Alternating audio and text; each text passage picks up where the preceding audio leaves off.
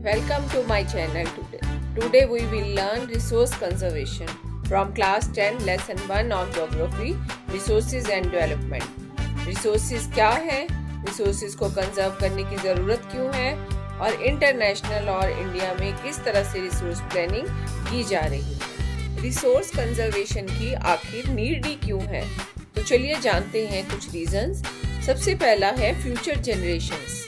Future generations के लिए बहुत सारे ऐसे रिसोर्सेज हैं जैसे फॉसिल फ्यूल्स, मिनरल्स जो लिमिटेड क्वांटिटी में अर्थ पर हैं, इनको आने वाली पीढ़ी के लिए बचाना जरूरी है। दूसरा है टू प्रिवेंट डिप्लीशन। लोग जो है अपनी इनकम बढ़ने से, स्टैंडर्ड ऑफ लिविंग बढ़ने से रिसोर्सेज को मिसयूज कर रहे हैं और इसीलिए डिप्लीशन का खतरा हो गया है। तीसरा है रिसोर्सेज को ज़्यादा यूज करने से पोल्यूशन, इकोसिस्टम डिग्रेडेशन और हैबिटेट लॉस जैसे जो प्रॉब्लम्स हैं उनको फेस करना पड़ सकता है।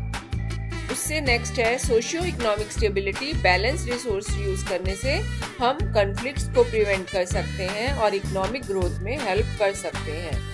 नेक्स्ट है सस्टेनेबल डेवलपमेंट। अब सस्टेनेबल डेवलपमेंट क्या है?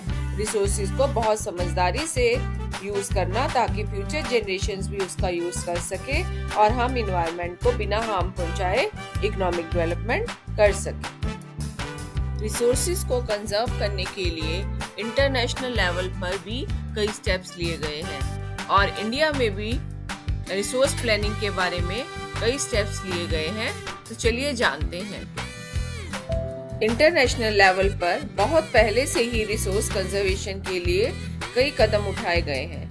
उनमें से कुछ के बारे में हम आज पढ़ेंगे। 1968 में क्लब ऑफ रोम पहला ग्रुप था जिसने रिसोर्स कंजर्वेशन की फेवर की।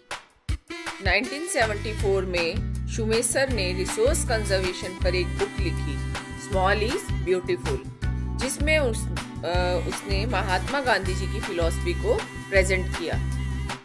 1987 में भी द ब्रंटलैंड कमीशन रिपोर्ट में सस्टेनेबल डेवलपमेंट के कॉन्सेप्ट को इंट्रोड्यूस किया गया और इस रिपोर्ट को बाद में एक बुक में पब्लिश किया गया।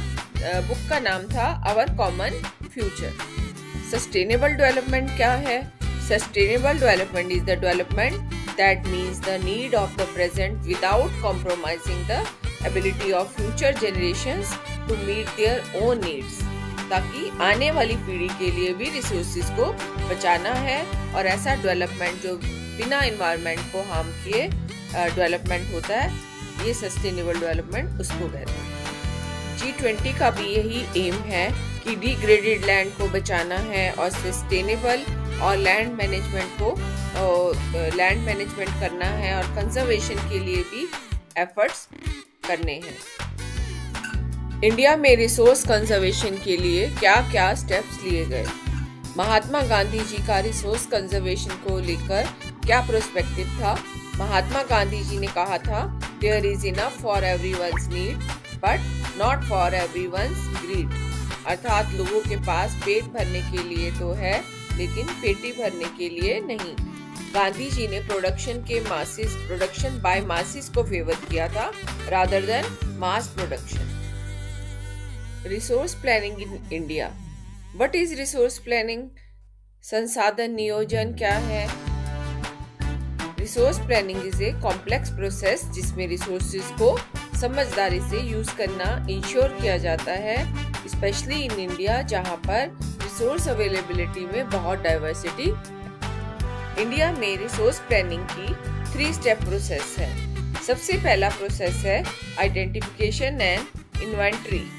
इसमें रिसोर्सेज को अलग अलग रीजन्स में सर्वे किया जाता है और मैपिंग की जाती है और उसकी क्वालिटेटिव और क्वांटिटेटिव एस्टिमेशन किया जाता है। दूसरी स्टेज है planning, evolving a planning structure. Resources का पता करने के बाद उनको टेक्नोलॉजी, स्किल और इंस्टीट्यूशनल सेटअप से उनका डेवलपमेंट किया जाता है और ताकि उनको कंजर्व किया जा सके। तीसरा है matching plans. Resource development plans को नेशनल डेवलपमेंट गोल्स के साथ अलाइन किया जाता है। सेकेंड, अगर हम अवेलेबिलिटी ऑफ रिसोर्सेज में इंडिया में बहुत डाइवर्सिटी है, कुछ स्टेट्स में इंडिया में कुछ रिसोर्सेज में रिच है और कुछ रिसोर्सेज में पुअर है। जैसे झारखंड, छत्तीसगढ़ और मध्य प्रदेश मिनरल्स और कोल डिपॉजिट्स में रिच है। अरुणाचल प्रदेश वाटर रिसोर्सेज में रिच है, लेकिन वहां पर इंफ्रास्ट्रक्चर की कमी है। राजस्थान में सोलर और विंड एनर्जी के भंडार हैं, लेकिन वहां पर वाटर रिसोर्सेज की कमी रहती है। लद्दाख में कल्चर हेरिटेज रिच है, लेकिन वहां पर वाटर में डेफिशिएंसी है और मिनरल्स भी वहां पर कम पाए जाते हैं। तो बच्चों, हमने देखा इंडिया में अवेलेबिलिटी ऑफ रिसोर्सेज में बहुत डाइवर्सिटी है, इसीलिए रिसोर्स प्लानिंग की ज़रूरत पड़ती है। इस वीडियो में हमने सीखा what are resources, the need of resource conservation and steps taken at international level for resource conservation, resource planning in India and diversity in resource availability in India. मिलते हैं नेक्स्ट वीडियो में एक और topic के साथ।